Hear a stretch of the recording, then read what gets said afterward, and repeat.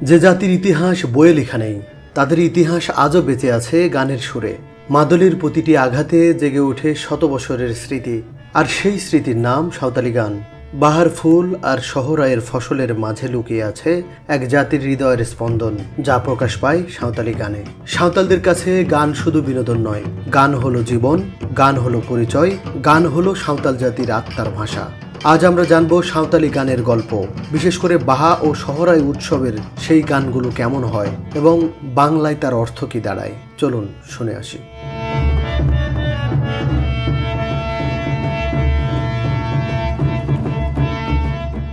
সাঁওতাল সমাজে এমন কোনো উৎসব, অনুষ্ঠান বা সামাজিক আয়োজন খুঁজে পাওয়া যায় না যেখানে গান নেই। জন্ম, বিবাহ, উৎসব, শিকার, কৃষিকাজ সব ক্ষেত্রেই গান তাদের জীবনের অংশ। প্রাচীনকাল থেকে সাঁওতালরা তাদের ইতিহাস, লোককাহিনী, বিশ্বাস ও সামাজিক মূল্যবোধ গান ও নাচের মাধ্যমে সংরক্ষণ করে আসছে। অনেক সময় যে গল্পগুলো লিখিতভাবে সংরক্ষিত হয়নি, সেগুলো আজও মানুষের মুখে মুখে টিকে আছে গানের মাধ্যমে।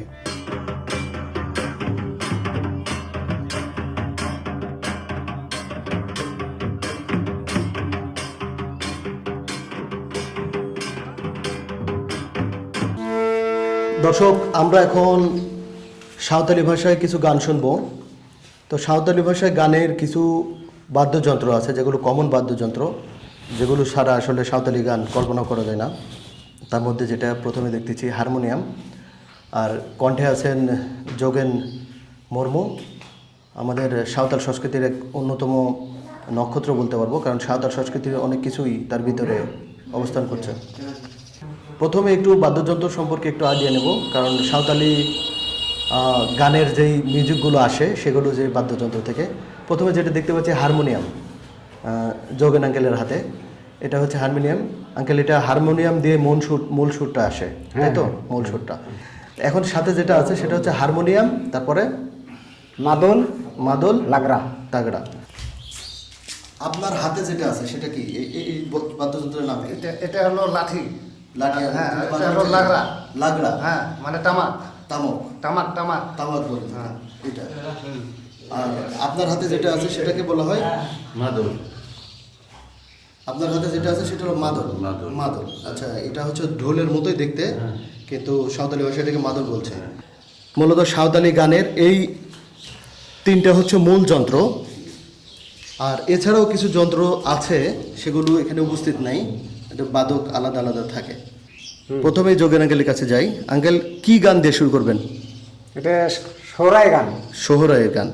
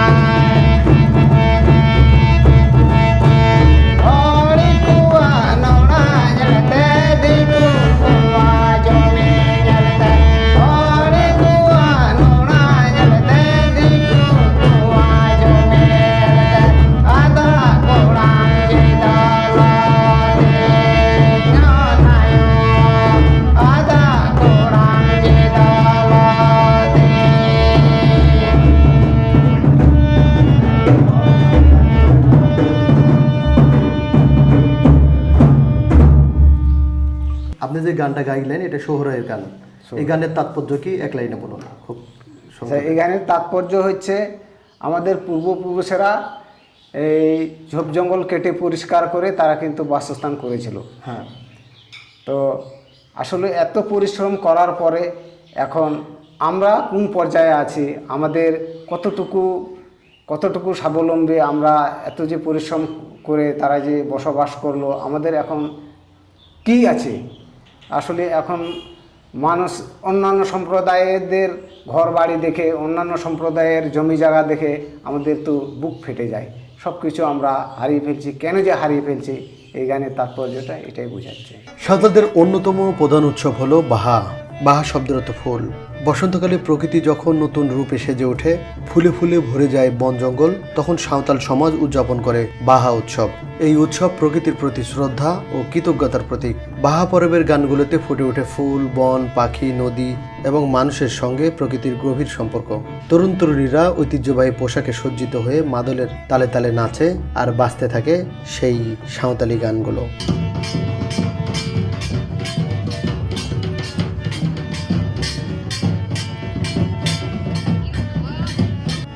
দর্শক, সোহরাই সুদের গান শুনলাম এবং তার তাৎপর্য জেনে নিলাম, মানে বাংলা অর্থ।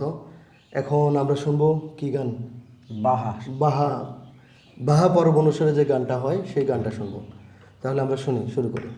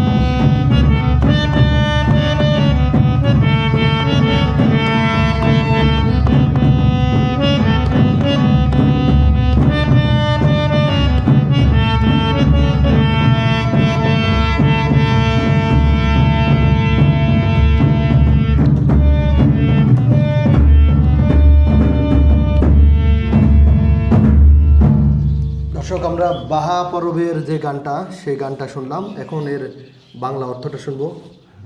আঙ্কেল একটু বলুন যে এই গানের বাংলায় যদি অর্থ করতে চাই তাহলে কি দাঁড়ায়? আসলে এই গানের তাৎপর্যটা হচ্ছে এটাই যে মূলত বাহা উৎসবে আমরা আমাদের বাহা মানে ফুল, ফুল বাহা উৎসব বাহা পূজা করার পরে আমাদের নায়কে যিনি পুরোহিত, তিনি প্রত্যেকটা বাড়িতে বাড়িতে তিনি ফুলের দানি নিয়ে প্রত্যেকটা বাড়িতে গিয়ে সে মেয়েদেরকে ফুল দেন, তাদেরকে খোপায় ফুল দেন, তাদেরকে গোছায় ফুল দেন। হ্যাঁ, তো নাইকি বাবা যখন প্রত্যেকটা বাড়িতে যখন যায়, সেই জন্যই যাওয়ার তিনি যখন রাস্তায় থাকেন তখন বাড়ির মা মেয়ে তারা বলতেছে কি যে এই ফুঁড়ুক মানে আমাদের যেতে এই সারজমের পাতা দিয়ে যেটা ফুঁড়ুক বানায়, এই ফুঁড়ুকের মধ্যে যেন সর্ষের তেল আর কাঁসার বাটিতে যেন এই পানি নিয়ে তাকে এই পা ধোয়ার জন্য নাইকি বাবাকে পা ধোয়ানো হয়। এটাই বুঝাচ্ছে তারা মা মেয়ে ওনারা কথা বলতেছে, সেটাই গানে এখানে পরিস্ফুটিত হচ্ছে। আর একটা হচ্ছে এক কুলি, আর এক কুলি হচ্ছে সেটা হচ্ছে আসলে বাহার দিনে এক মেয়ে বলতেছে কি যে আমি সুন্দর করে গোছ গাছ করে আমি আমাদের উঠানে দাঁড়াইছিলাম, আমার যেন এই সারজম ফুল যেন আমাকে ডাকতেছে সেই বাহার দিনে। আসলে বাহা মানেতে ফুল, আমরা বাহাকে পূজা অর্চনা করে সৃষ্টিকর্তার কাছে যে ভালো ফুল হলেই ভালো ফল হয়। এই জন্য সমাজেও যেন আমাদের সেই ফুলের মতো যেন আমাদের সমাজটাও যেন আমাদের জীবনটাও যেন সুন্দর হয়। সময় বদলাচ্ছে, তাই চ্যালেঞ্জের মুখে পড়ে গেছে সাঁওতালি সংস্কৃতি তথা সাঁওতালি গান। প্রযুক্তির বিকাশের সঙ্গে সঙ্গে মানুষের জীবনযাত্রাও বদলে গেছে।